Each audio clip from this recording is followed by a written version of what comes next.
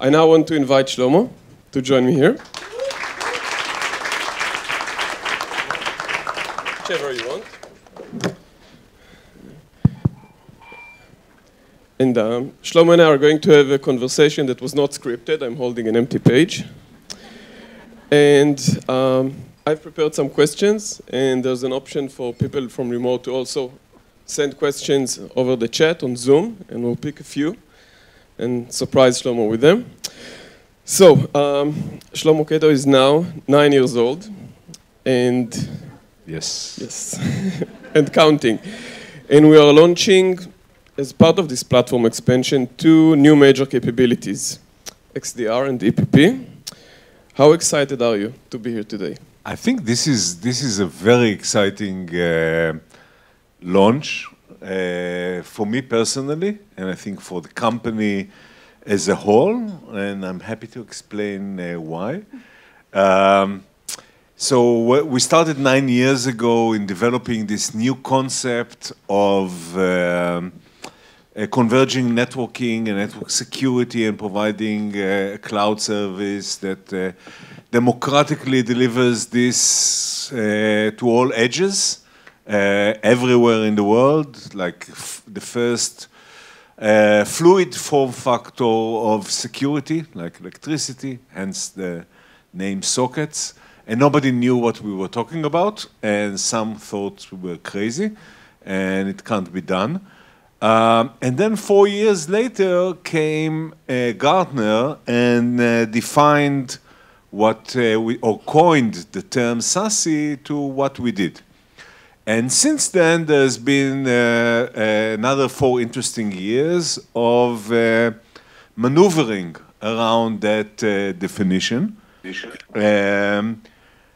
that became a category.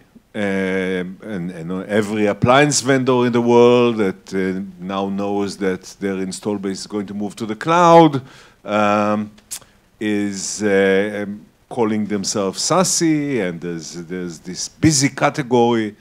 And what we are saying today, actually, in this launch, is much more than, hey, we are introducing XDR, and we have this new capability, EPP, and it's much more than just saying SASE is what we defined SASE to be, the same as we did in 2015. And it includes detection, not only protection, and detection and response, not only protection. It includes also endpoint, whether it's ours or third parties, not only a network. But we are saying that what we came to do was about a concept, not a category.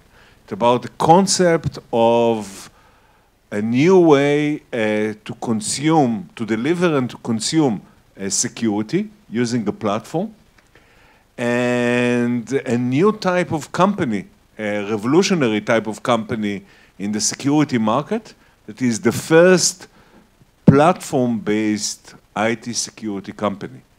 And what we are announcing today actually is a first step in a journey of building this company beyond what Gartner defined as SASE, to be one of the largest security companies in the world, and be the innovator of platform-based IT security. So that's why I'm excited. Okay, thank you.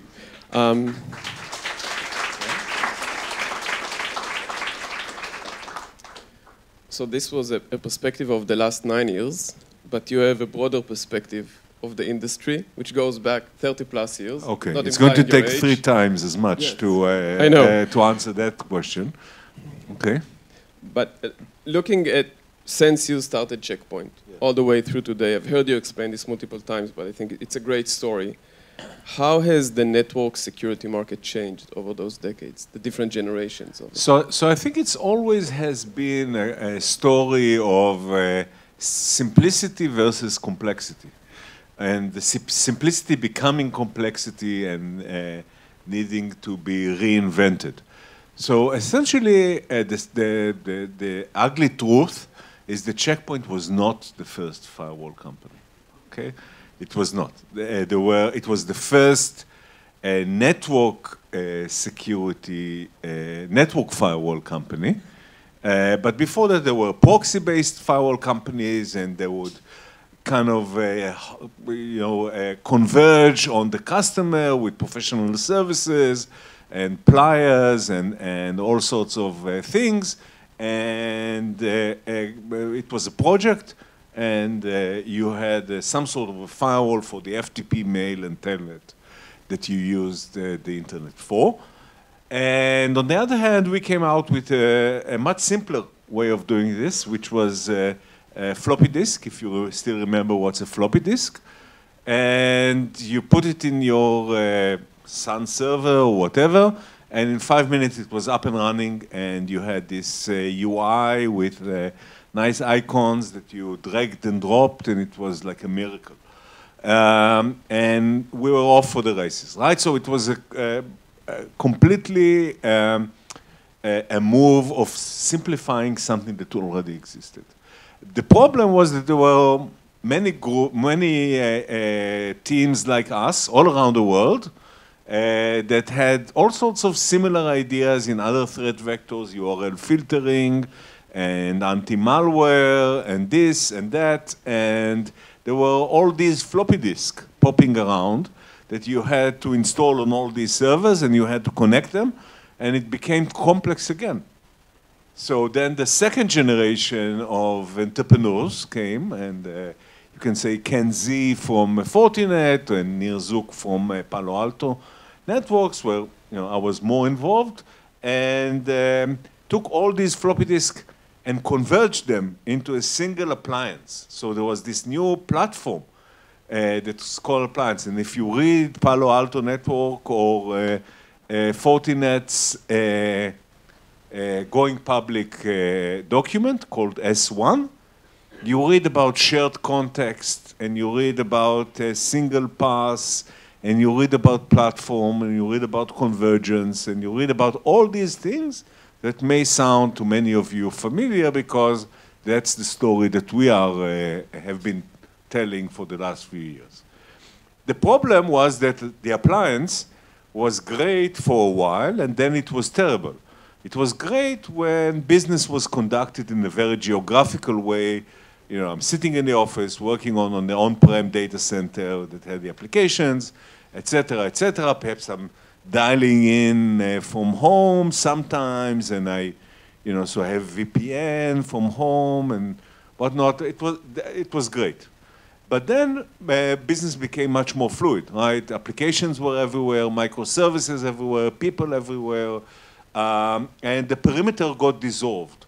And the appliance was no more in the line of sight of what it needed to protect. So there were all sorts of patch companies like Zscaler and Netscope that created proxies over the internet to compensate for that.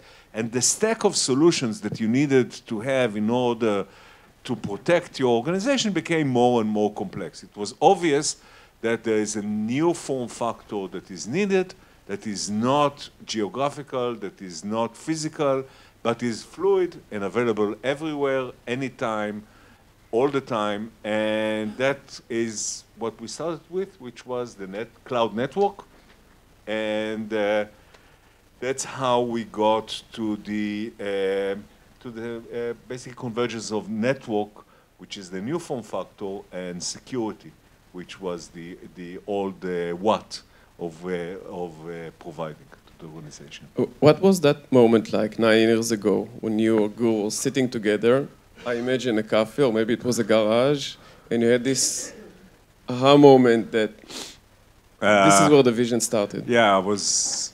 That was. First of all, it came to me like, like it was all revelation. Done. No, it was like it was a complete idea, and the idea was around electricity. And the idea was that you want to plug in and get the security anywhere, right? So that's why, again, unfortunately, our SD-WAN devices are still called sockets, because that was the original idea. And then, yeah, we checked it, and it. Oh, and we checked it, and we found out that the entire world thinks we are idiots, because what is going to happen is NFV, and the telcos are going to have an NFV cloud, which is whatever. And I went to Paris and stayed for 2 days in this convention of telco folks. It was not a pleasant experience, and at the end it was clear that it's not going to happen, and our architecture was correct, and that's the story. Okay, so Yeah. last year, in 2022, we had 2 very big launches of CASB and DLP, and throughout 2023, we worked very hard on XDR and EPP and the expansion of the platform, which we are launching today. What does it mean, from a CEO perspective, for a company at our size, which is not small, but also not with endless resources, to execute on such big engineering projects and product launches while still keeping the momentum and growing the company? What are you worried about? How do I personally feel? Like, what are you asking? How do you look at it from a CEO when you need to balance the investment in new development versus maintaining what works? So I think we have 2 motions in terms of product. The first is, the motion is expanding the relationship that we have with our customers and being a more strategic partner for these customers.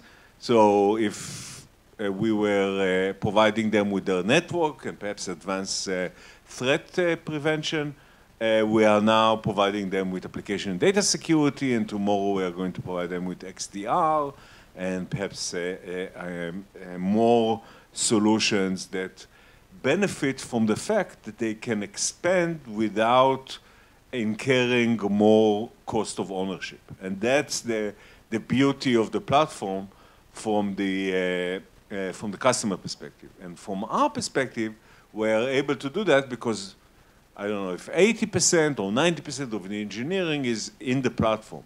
So developing a new capability is relatively, we can move at a faster pace and with more velocity. The second motion is the motion of going deeper in this capability, because when you say we've launched CASB or we launched DLP, this is not the end of the journey. This is just the beginning of a journey of a product line that we need to continue to cultivate in order to go up market, both from a customer perspective and from a partner perspective. And the most important thing, which is boring to explain, but it's actually true, the most important thing in life is to balance and take the middle road and get kind of the sort of okay progress in each direction. So the overall will be harmonious and optimized. Okay, so it's time for questions from the audience. Sharon is texting me the questions that we get in the Zoom channel, so I'll pick a few.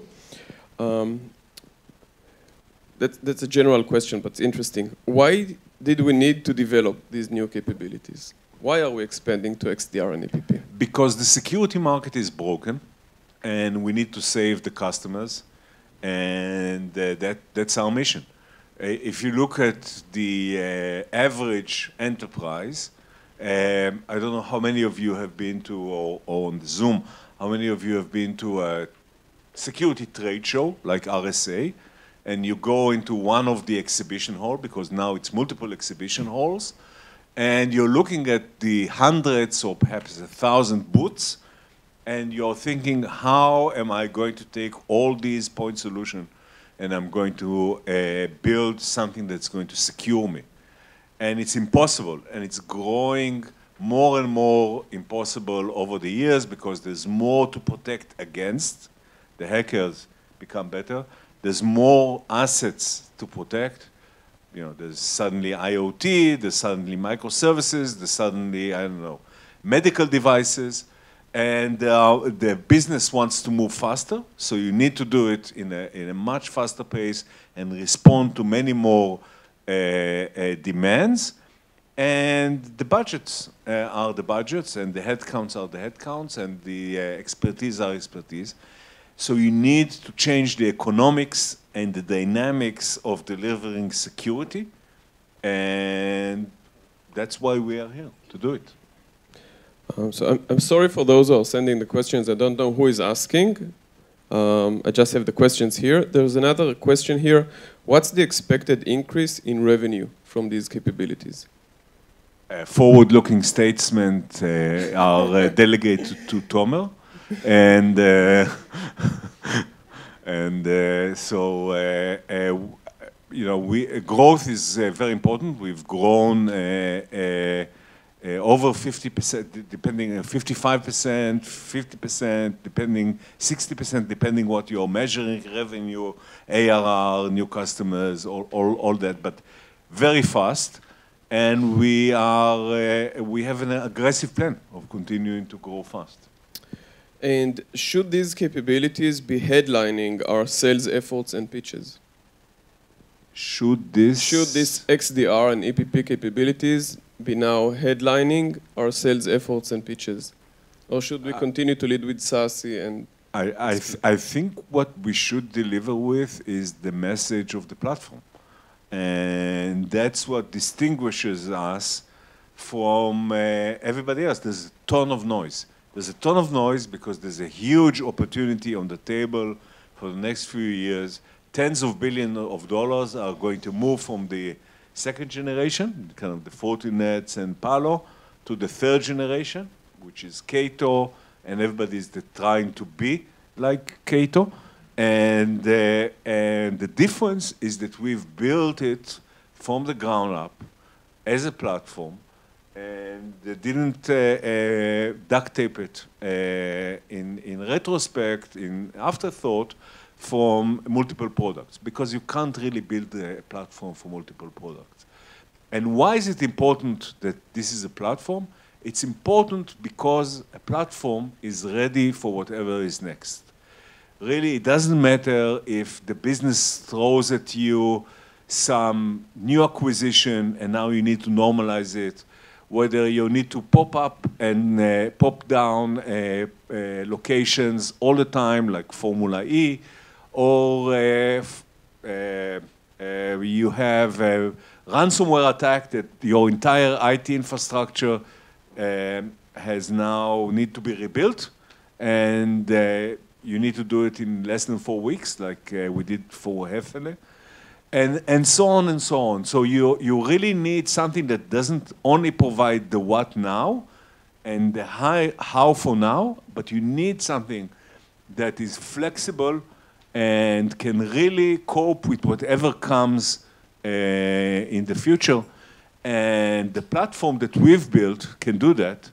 And appliances on Google from Palo simply cannot. That's a huge difference, and that's what's going to win the game at the end of the day. So last question before we close, a question or an opening. We have a very meaningful year ahead. What would you like to say to all the amazing Catonians that are with us here as we embark 2024? I want to say thank you.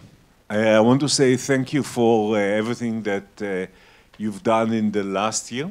It's been an extremely challenging year, obviously here in Israel, starting with the attempt for a revolution that was we had to fight, and then the war in Gaza and elsewhere that we had to fight.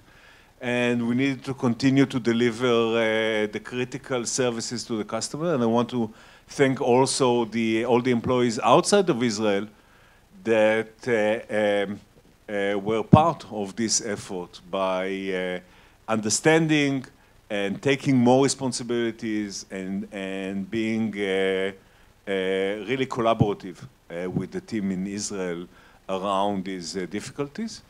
And for the next year, I wish us all to have a lot of fun winning in the market. So let's go and get them.